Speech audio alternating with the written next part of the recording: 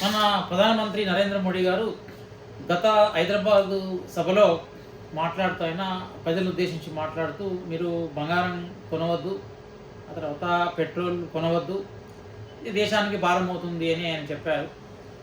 కానీ కొనవద్దని చెప్పినటువంటి ప్రధానమంత్రి గారు ఏది కొంటే ఏం చేయాలో కూడా చెప్తే బాగుండేది. కానీ దురదృష్టవశాత్తు ఆయన ఆ ప్రయత్నం ఏమీ ఇదివరకు జరిగినట్టు లేదు. అయితే ఎవరైనా కూడా మధ్యతరగతి వర్గాలు తమ సంపాదించుకున్నటువంటి డబ్బులో కొంత భాగాన్ని పెట్టుబడి రీత్యా పెడతారు. అది భవిష్యత్తు అవసరాల కోసం, తమ పిల్లల యొక్క పెళ్ళిళ్ళ కోసం, లేకపోతే రకరకాల కారణాల మీద పొదుపు చేసుకున్నటువంటి డబ్బును భూములు కొనుక్కుంటారు, బంగ్లాలు కొంటారు, లేకపోతే బంగారాన్ని కొనుక్కుంటారు. అయితే బంగారము కొనొద్దు అని అంటే మరి ఏం చేయాలనేటువంటిది మధ్యతరగతి వర్గాలు పెద్ద ప్రశ్న. భూములు కొందామంటే భూముల యొక్క ధరలు విపరీతంగా పెరిగిపోయి ఆ మార్కెట్ అంతా స్తబ్దంగా ఉన్నది. రేపు ఏమవుతుందో తెలియదు. ఉన్నటువంటి డబ్బులు, కొద్దిపాటి డబ్బులు ఎవరికైనా వడ్డీకి ఇద్దామంటే మార్కెట్ బాగాలేదు, వాళ్ళు ఇస్తారో లేదో తెలియదు. మరి ఆ డబ్బుల్ని బ్యాంకులో పెట్టుకుంటే వచ్చేటువంటి వడ్డీ మాత్రం కేవలం 50 పైసలు 60 పైసలు కూడా బ్యాంకులు ఇవ్వడం లేదు. ఇలాంటి సందర్భంలో ప్రపంచంలో వచ్చినటువంటి విపరీతమైన మార్పులు, యుద్ధాలు, లేకపోతే సుంకాల పెంపుదల, ట్రంప్ చేసినటువంటి అనేక రకాల ఎత్తుగడలు, దుర్మార్గాలు, ఇవన్నిటి వల్ల ప్రపంచవ్యాప్తంగా ఉన్నటువంటి కుబేరులు, వ్యాపార వర్గాల వాళ్ళు బంగారం మీదకి ఎగబడ్డారు. అది గత సంవత్సరం 80,000 90,000గా ఉన్నటువంటి బంగారం ఈ సంవత్సరం జనవరి ఫిబ్రవరి నాటికి అది 1,88,000కు పెరిగిపోయింది. ఈ సందర్భంలో మన ప్రజలు కూడా మధ్యతరగతి వర్గాల్లో చాలా భయపడిపోయారు. 2 లక్షలు దాడి 3 లక్షలు అవుతుంది, రకరకాల ఇంకా పెరుగుతుంది అనే భయంతో చాలామంది బంగారం కొనుక్కునేటువంటి ప్రయత్నం చేశారు. కొంతమంది కొన్నారు కూడా. అయితే ఇప్పుడు విషయం ఏంటంటే, ఇప్పుడు బంగారం మన ప్రధానమంత్రి గారు కొనొద్దు అంటున్నారు. కొనొద్దని అనడం మాత్రమే కాదు, తెల్లారి ఢిల్లీకి వెళ్ళిన తర్వాతనో ఏమో మళ్ళీ బంగారం మీద విధించే సుంకాన్ని, వెండి మీద విధించే సుంకాన్ని ఒకటేసారి 9% పెంచారు. అంతకుముందు బడ్జెట్ సందర్భంలో బంగారం మీద సుంకం, దిగుమతి సుంకం అంటే జిఎస్టీ కాకుండా జిఎస్టీ 3% ఉండనే ఉంది. దిగుమతి సుంకం అనేటువంటిది 6% ఉండేది. 6% దాన్ని ఎక్కి అర్ధరాత్రి వాళ్ళు 15% పెంచారు. అంటే 15% దిగుమతి సుంకము, ఆ తర్వాత ఒక 3% జిఎస్టీ, మొత్తం 18%. అంటే మనం బంగారం కనుక ఈరోజు కొనుక్కున్నట్లయితే 18% ప్రభుత్వానికి వెళ్తుంది. ట్యాక్సెస్, రకరకాల ట్యాక్సెస్ రూపంలో ప్రభుత్వానికి వెళ్తుంది. అయితే బంగారం కొనకూడదు అనేటువంటి ఉద్దేశము ఇందులో ఎవరు కూడా అనేటువంటి ఉద్దేశం బహుశా ఉండవచ్చు. వాస్తవానికి బంగారం కొనడం అనేటువంటిది, బంగారం నిరుత్పాదకమైనటువంటిది, దానివల్ల ఉపయోగం ఏం లేదు. కానీ ప్రజలు మరి పెరుగుతున్నటువంటి భయంతో వాళ్ళు కొనుక్కోవడం జరుగుతూ ఉన్నది. మరి బంగారం వల్ల కొనొద్దు అని అంటే, ఇప్పటికే బంగారం బాగా పెరిగినప్పుడు జనవరి ఫిబ్రవరిలో ఎంతకు పెరిగింది? దాదాపు 1,87,000 పోయింది బంగారం. ఆ తర్వాత యుద్ధాలు తగ్గుముఖం పడడం, టార్పు, రకరకాల కారణాల వల్ల మళ్ళీ అది తగ్గుముఖం పట్టింది. ఒక 20% తగ్గింది, 1,56,000కు పడిపోయింది బంగారము.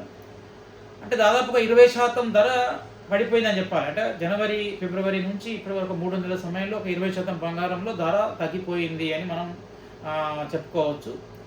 ఇంకొక 10% 20% తగ్గి ఇంకా తగ్గుతుంది అని అనుకున్న సమయంలో, ఇంకా తగ్గిన తర్వాత మరొకసారి కొనుక్కుందామని ప్రజలు బహుశా వేచి చూస్తుండవచ్చు.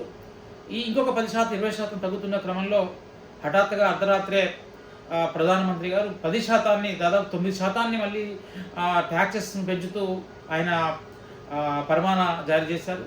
దానివల్ల బంగారం మళ్ళొకసారి దాదాపు 15,000, అంటే 1,56,000గా ఉన్నటువంటి బంగారం మళ్ళీ అది 1,70,000కు రాత్రికి రాత్రి తెల్లవారికి మారిపోయింది. బహుశా భవిష్యత్తులో బంగారం మీద ఉన్నటువంటి, అంటే ఈ యొక్క అనిశ్చిత భయము, అంటే ట్యాక్సులు బాగా తగ్గించవచ్చు, ఎప్పుడైనా ట్యాక్సులు ఎప్పుడైనా పెంచవచ్చు. అంటే ఉన్న ట్యాక్స్ను 15% ప్రభుత్వం రాత్రికి రాత్రి తగ్గించుకోవడానికి వీలున్నది, మళ్ళీ దాన్ని పెంచుకోవడానికి వీలున్నది. తర్వాత ఇంటర్నేషనల్గా వచ్చేటువంటి మార్పులు కూడా ఒకటేసారి, అంటే రకరకాల కారణాల వల్ల రేట్ ఇంటర్నేషనల్ మార్పు. ఇప్పుడు మనకు 1,87,000గా బంగారం ధర ఉన్నప్పుడు ఇంటర్నేషనల్ మార్కెట్లో ఔన్స్ యొక్క ధర, ఔన్స్ అంటే ఔన్స్ అంటే 31.1 గ్రాముల బంగారాన్ని ఔన్స్ అంటారు. ఔన్స్ యొక్క ధర డాలర్ల రూపంలో చెప్పుకుంటే $5,000 చేరుకున్నది. ఆ $5,000 చేరుకున్నటువంటి బంగారం క్రమక్రమంగా రకరకాల కారణాల వల్ల ఈరోజు దాదాపు నిన్నటి ధర మొన్నటి ధర $4,500 తగ్గింది. అంటే $500 ఔన్స్ రేట్ తగ్గిపోయింది. అంటే దాదాపు ఒక 10% ధర తగ్గింది. దాదాపు 15% దాకా తగ్గింది ఇదంతా కూడా. అయితే ఇంకా కూడా తగ్గుతుందని చాలామంది వెయిట్ చేస్తున్నారు.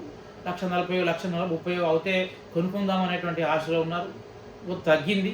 తగ్గినటువంటి క్రమంలో ఒకటేసారి ప్రభుత్వము ట్యాక్స్ పెంచడం వల్ల మళ్ళీ అది పెరిగింది. అంటే 10% వాళ్ళు పెంచుకున్నారు దాదాపుగా. పెంచుకోవడం వల్ల మరొకసారి కొంత జంప్ అయింది.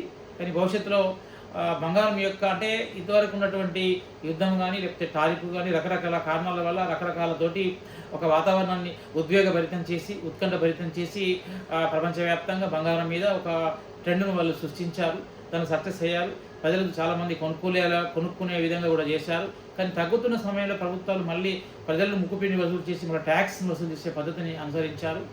కానీ ఇది అంటే ఈనాడు ఉన్నటువంటి ప్రజలకు, ఎందుకంటే భారతదేశంలో ప్రజలకు వాళ్ళ ఆడపిల్లలు ఉంటారు కాబట్టి వాళ్ళకు రేపు పెళ్ళిళ్ళు చేయాలి కాబట్టి రేపు మళ్ళీ 1,00,000 3 లక్షల దాకా పోతే మరి మేము ఎలా కొనగలం, పెళ్ళిళ్ళు చేయాలనే భయం ఉంటుంది. దాంతో కొనాలనే ప్రయత్నం చేస్తారు. కానీ ఈ సందర్భంలో ప్రభుత్వం ఒక ప్రజలందరికీ కూడా మధ్యతరగతి ప్రజలందరికీ కూడా భరోసా ఇవ్వాల్సి ఉండే. మరి బంగారం కొనకుంటే బంగారం కొంటే మీకు నష్టమవుతుంది, బాగా తగ్గుతుందని ఆయన తెలియజేయాలి. స్పష్టతనే ఇవ్వాలి. లేదంటే బంగారం కొనకుంటే మరి మీకు యొక్క పెట్టుబడులను ఏ రూపంలో పెట్టాలి, రేపటి వాళ్ళ భవిష్యత్ అవసరాల కోసము వాళ్ళతో పొదుపు చేసుకున్న డబ్బులను ఏ విధంగా వాటిని మళ్ళీ ఎక్కువ ఆదాయం వచ్చేటట్టుగా వెచ్చించాలో కూడా చెప్తే బాగుండేది. కానీ ఇవేమీ కూడా చెప్పలేదు. కేవలం ఒక బంగారం కొనొద్దని మాత్రమే చెప్పారు. ఇది సరైనది కాదు. ప్రజల్ని తప్పుదో పట్టించే విధంగా ఉన్నది. ప్రజల్ని మరింత భయాందోళనలో పట్టించే ఇందులో ఏం కనబడుతుందంటే నరేంద్ర మోడీ గారు చెప్పారు కాబట్టి ఇది దేశభక్తి కావచ్చు, దేశానికి మేలు చేసేటువంటి పని కావచ్చు, బంగారం కొనకుండా ఉండడం మంచిదే అనేటువంటి భావన, ఎందుకంటే నరేంద్ర మోడీ మీద ఉన్నటువంటి అభిప్రాయం గౌరవం అట్లా ఉన్నది కాబట్టి అట్లా అనుకునేటువంటి ప్రమాదం కూడా ఉన్నది, అవకాశం ఉన్నది. కానీ దీనికి భిన్నంగా ప్రభుత్వాలు లేదా పాలకులు ప్రజలు ఏం చేస్తే బాగుంటుందో, ఏది కొంటే వాళ్ళ యొక్క జీవితాలు మెరుగ్గా ఉంటాయో, వాళ్ళ యొక్క పొదుపు ఏ విధంగా అభివృద్ధి పదంలో అంటే మరింత మెరుగ్గా మారుతుందో ఆ విషయం చెప్పేటువంటి ప్రయత్నం చేయాలి. దానికి సంబంధించి మరి బ్యాంకుల ఇంట్రెస్ట్ ఎక్కువ ఇవ్వడము, లేకపోతే డిబెంచర్లు రకరకాల ఏదో రూపంలో చెప్పాల్సి ఉండే, కానీ చెప్పలేదు. ఆ విధంగా చెప్పాలని కూడా ప్రజలందరూ కూడా మనం కోరాల్సినటువంటి అవసరం ఉంది.